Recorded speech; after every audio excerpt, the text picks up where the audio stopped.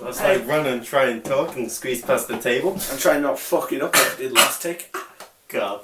This is the second video of our Who Doctor fucking Bonanza Phil Billion Whovians. Okay, this is the second video of the Whovians, and this time it's our favourites in general, so like the Doctor's companions, villains, fucking TARDIS interiors and episodes and eras and whatever. So, why don't we just start from the beginning and just go for the Doctors?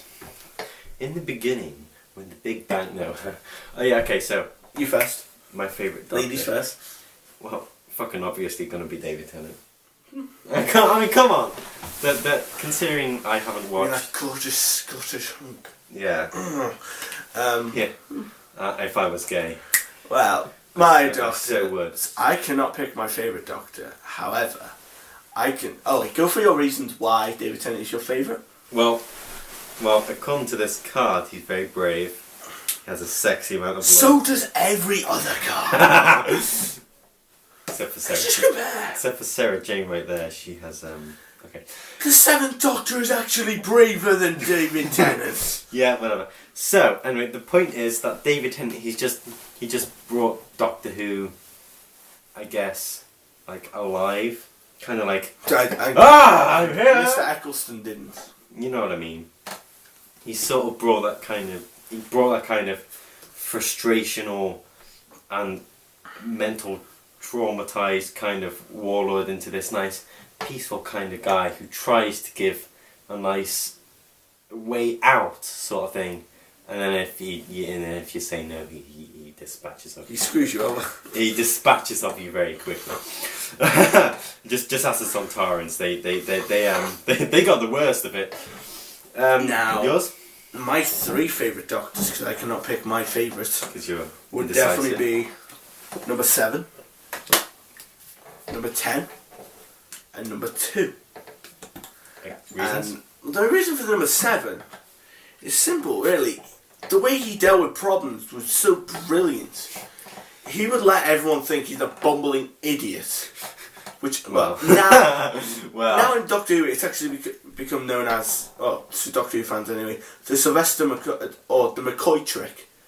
Yeah. Is where you manipulate from behind the scenes.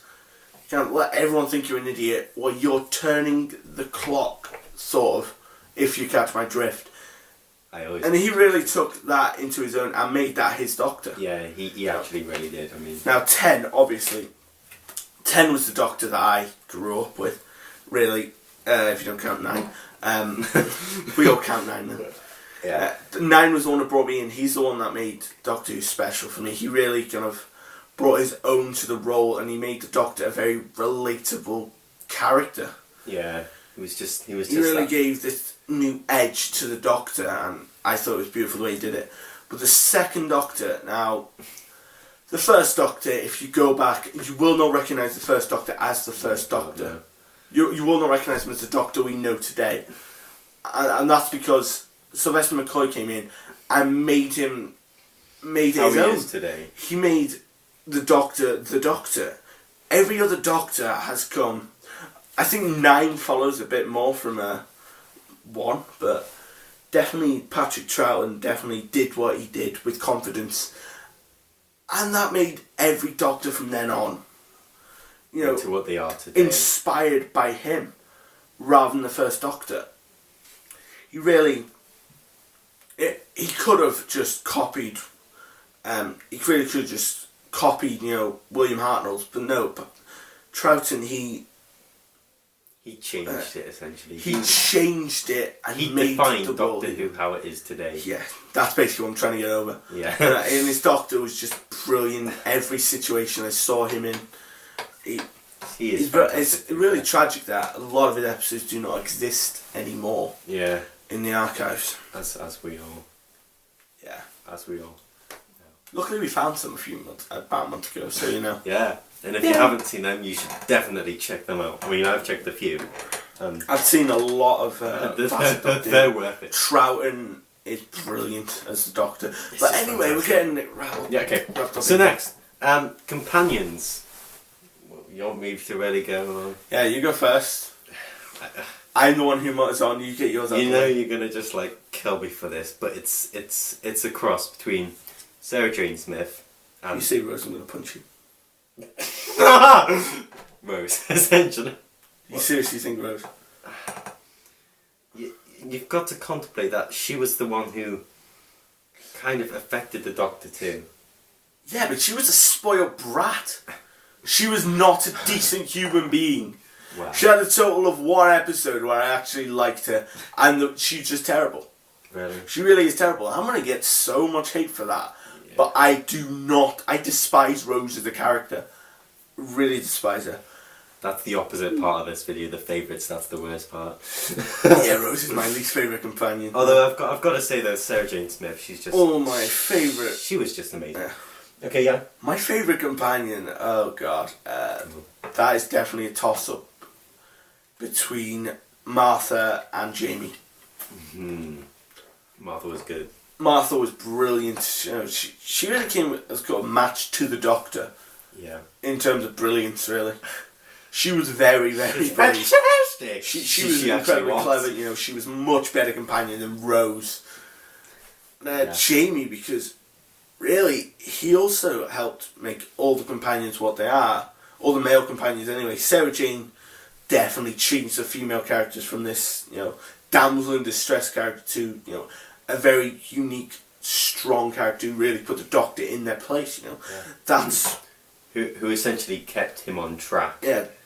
She was, as Patrick Troughton was the inspiration for all the Doctors from then on, Sarah Jane was the inspiration for all the female companions. She was really the baseline and how one for all the male characters. And really, he was basically the Doctor's best friend.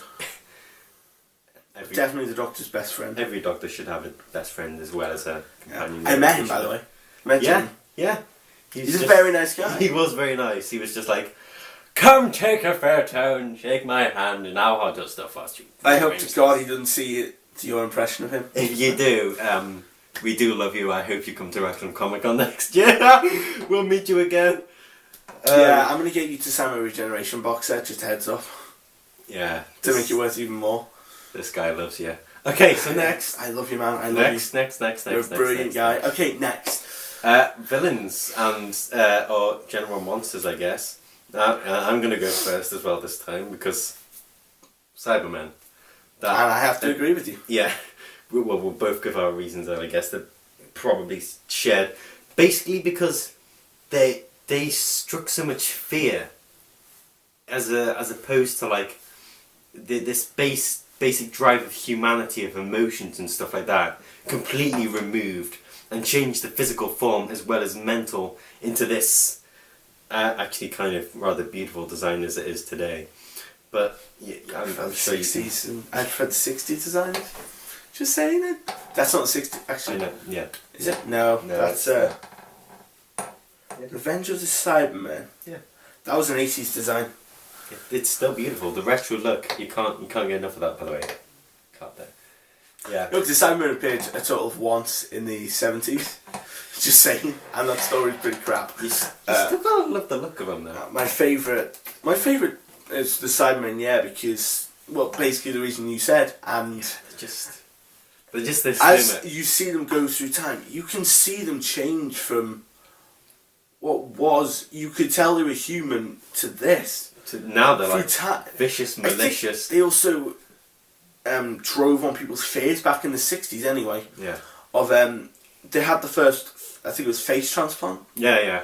So, you know, changing the body, they took it to the extreme, and my favourite design of Cybermen are definitely from the 10th Planet and Tomb of the Cybermen. Yeah. Because in the 10th Planet you can see they're human behind the cloth face. Yeah. And I probably come off as a really passionate guy about Doctor Who right now.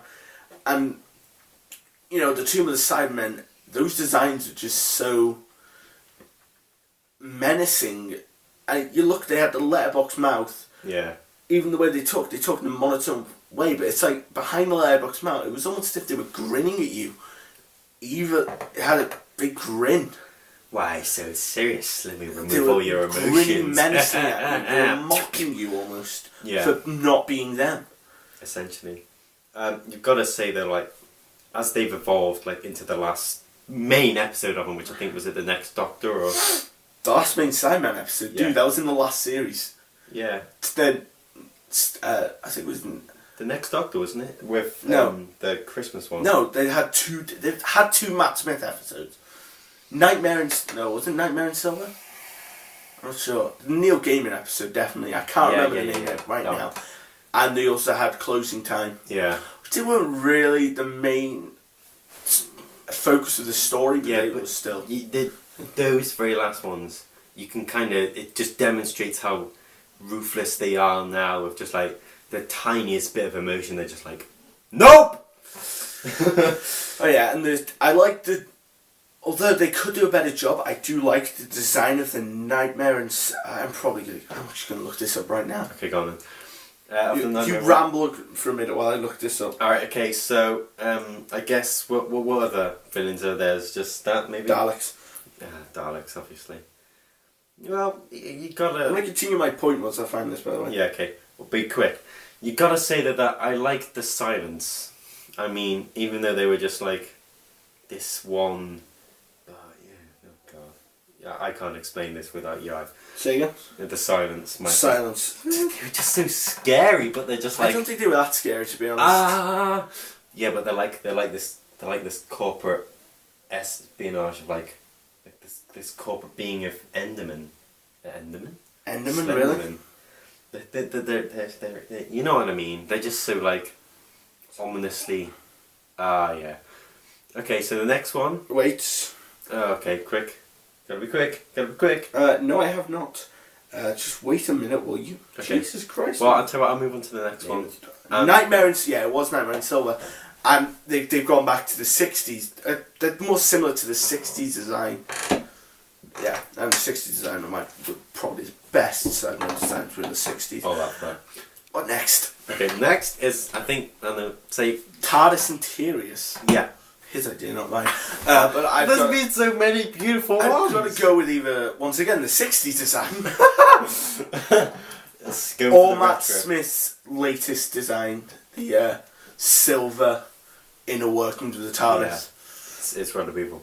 But I've got to say, again, going with David Tennant, his design of the TARDIS. Overgrown TARDIS. Yeah, but it's just like this wild side that kind of shows how the TARDIS is alive itself. And it shows how, like, kind of... it shows that it kind of has emotion, if you know what I mean. Yeah. Not just the lighting inside of it, but also the way that he controlled it. Like, if you look at the control panel itself, some of the things on it were just, like, really cool. Like, the... it was just brilliantly amazing. I just loved it. The 60s design, the beauty of the 60s design, that all the little, the cleanness of it. Yeah. How it all looked was amazing. And once again, Matt Smith's late design, it's gone back to it looks more similar to the 60s design it looks more like an old TARDIS. They're all going back retro now. I just love the beautiful silver look and how everything in there looks. It's the type of TARDIS I would want to travel in. Yeah. Definitely. Travel in style and I travel in emotion. Okay, next I guess is episodes and stories. Like your favourite type of stories and stuff. So, do you want me to go first? No. Yeah, because I'll be carrying on for about 5 minutes. Yeah, okay, so... It's probably going to be one of our longest videos, actually. Yeah, this is. My favourite stories, oh, God. So much choice! What? God. I guess for... There's so many for different reasons, I guess. It's just, on you go first. Do you want me to go first? What do you think? You should have told us so first. Yeah, go. No, my favourite new series episodes are Dalek up here. Love that story to bits. That was good. Because it was the first one I watched. It was the one that got me into Doctor Who. What was the next one? Although it did have Rose in.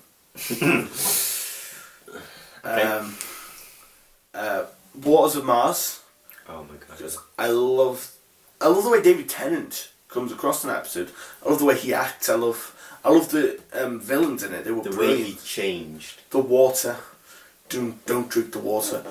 And Vincent As I the Doctor, reach some such an water. emotionally grabbing and, you know, heartwarming episode. And, you know, it made me cry. It really did. It made me cry. It was just so beautiful. And classic series. Oh boy. Can you guess which era I'm going to pick from? 60s? Yeah, two of them are going to be from the 60s. Obviously. Yeah. Actually, I think probably all three of them would be from the 60s. Really? Yeah. Cool. The first Doctor story, the Daleks, obviously. You know, it was the first Dalek story, really. What made Doctor Who popular back in the 60s, I think, it's what made people love it, and why it's an icon now, is because of these bad boys. Not. Yeah, fair enough. Beautiful bad boys. Tomb of the Cybermen, as I said before, brilliant story, I'd recommend it highly. The first one's from William Hartnell, the second one is from Patrick Troughton. How long is this video? 16 minutes. 16 minutes? Yeah, I've been rambling on for a long time. Oh. It's just mainly me talking in this episode as well. Yeah, it's rather Oh, beautiful. yeah. Okay, Right, there's only a second video as well, Jesus Christ. Okay, right. So, I guess... No, we're not finished, are we? No, I'm still in the middle of talking. Continue, dear. I'm going to punch you. I found you, by the way, Waldo. Waldo. For you. Go on. Hipster. You made me lose my train of thought. Tomb of the Cybermen, I definitely recommend it. And the War Games, which was Patrick Troughton's last story, it was incredible, really. It really is. It is a 10-parter, but if you can stomach it, it is brilliant. Yeah, it was. I highly recommend that one. I've got to say, that's probably one of the only... It's probably the story I watched that made me love Troughton's Doctor. But should we go to the last one? I think mine's already been answered. Last one is favourite Doctor Who era. You know, I'm probably actually going to have to go on your side with this one. I'm going to have to say the 60s as well. 60s were brilliant. It's just, I mean, even though my favourites haven't always come from the 60s, you've got to admit that it's just so retroly cool, and they set the standards for how it is today. Essentially, it's just this like, here's Doctor Who, BAM! There you go. Yeah, pretty much. Yeah. 60s definitely. I mean, yeah. It is great to go back to the 60s and see how much not just Doctor Who, but TV in general has changed from the 60s till now. Yeah. It is brilliant. Yeah. You know, and I just love the 60s Doctor Who. Yeah. Yeah, brilliant. Okay. That's about it, yeah. So I think for this... Thanks for watching this. If you watched it all the way through, well done. Yeah. It's basically just been me rambling about how much I love Doctor Who. And, you know, so I think the next... I'm very passionate about Doctor Who. We both kind of are, but he's definitely way more than me. So the next video that we'll probably do is about, the Doctors and Companions. And yeah, there we go. It's the third one. It is... opinions on each Doctor. And opinions on the Companions and how they changed the Doctor. Mother of God, I'm sure that'll be interesting. That one's going to be our favourite video. Okay guys, we'll see you later, dipshits. I guess, say goodbye, yay. Bye bye. Bye.